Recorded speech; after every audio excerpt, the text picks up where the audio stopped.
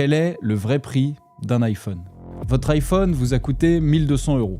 C'est ce que vous croyez. En réalité, sur 10 ans, vous allez donner à Apple entre 10 000 et 15 000 €.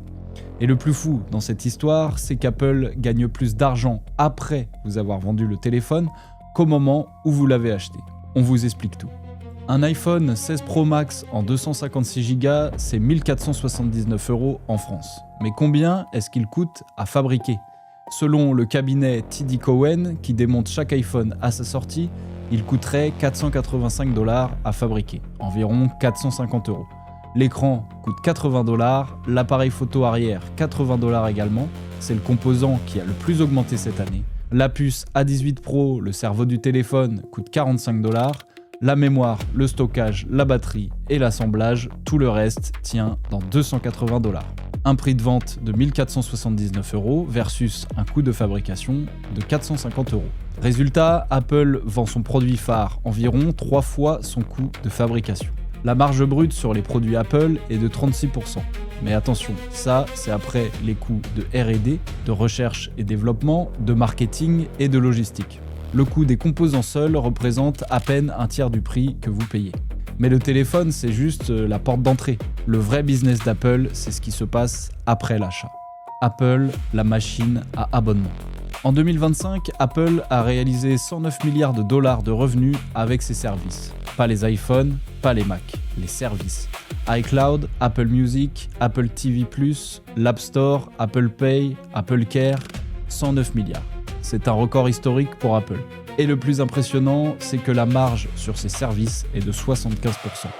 Sur chaque euro que vous donnez à Apple via un abonnement, Apple garde 75 centimes de bénéfices, contre 36% sur le matériel. Maintenant, faisons le calcul pour vous. iCloud, le stockage de base de l'iPhone, 5 Go ne suffit à personne. Vous passez à 200 Go pour 3 € par mois. Ça a l'air de rien, mais sur un an, c'est 36 € et sur 10 ans, 360 €. Juste pour stocker vos photos. Apple Music, 11 € par mois. Apple TV+, 10 €. Ou vous prenez Apple One à 20 € par mois parce que c'est plus avantageux. Sur un an, ça représente 240 €. Sur 10 ans, 2400 €. Même en ne prenant que iCloud et un seul service, vous êtes au minimum à 170 € par an. Les coûts que personne ne calcule.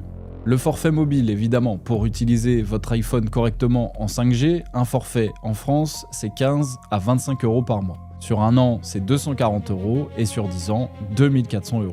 Ensuite, les accessoires. Apple ne met plus de chargeur dans la boîte depuis l'iPhone 12 et un chargeur officiel coûte environ 25 €.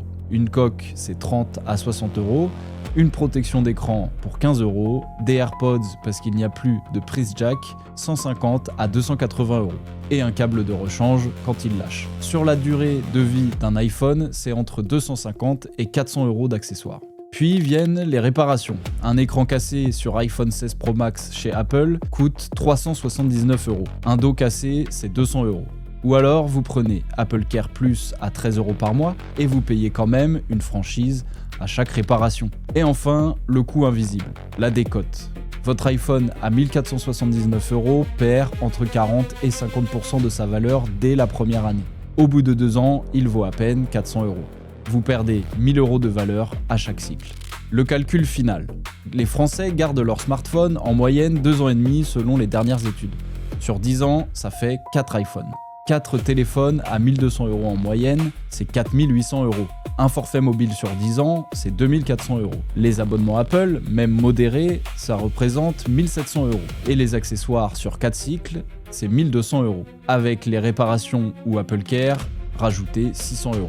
Ce qui nous fait un total d'environ 10 700 €. Et ça, c'est en étant raisonnable. Si vous prenez le Pro Max à chaque fois, que vous avez Apple One, les AirPods Pro à chaque génération et une Apple Watch, vous êtes entre 13 000 et 15 000 € sur 10 ans. 15 000 €, c'est le prix d'une voiture, l'équivalent de 2 ans de vacances et un apport pour un investissement immobilier. Et tout ça finit chez Apple, une entreprise qui a réalisé 416 milliards de dollars de chiffre d'affaires en 2025 et un bénéfice net de 29,6 milliards en un seul trimestre début 2026. Le génie d'Apple, ce n'est pas de fabriquer les meilleurs téléphones au monde, c'est d'avoir créé un écosystème dont il est quasiment impossible de sortir.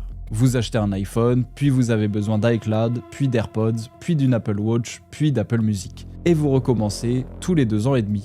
Le vrai prix d'un iPhone, ce n'est pas 1 200 €. C'est un abonnement à vie à l'écosystème Apple.